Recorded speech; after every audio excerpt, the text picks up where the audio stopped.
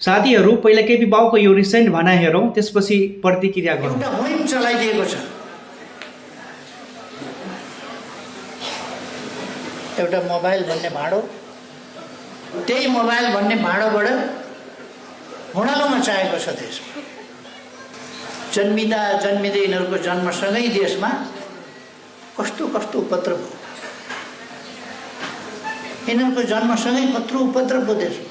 भोलि उठी कहाँ जाने केही थाहा छैन, फर्की आउने हो कि होइन त्यो पनि थाहा छैन। उल्टो झोस्न जाने छ, आगो बाल्न जाने छ, देश बिगार्न जाने छ, भड्काउन जाने छ, तोडफोड गर्न जाने छ, लुटपाट गर्न जानेको छ।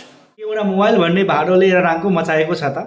आगो कसले बाल्यो, देश कसले बिगार्यो, तोडफोड कसले गर्यो, देशमा आतङ्क कसले मचायो, यो प्रश्न कसले गर्ने, हामीले कि केपी बाले? प्लिज कमेन्ट गरेर आफ्नो भनाइ भन्नुहोला।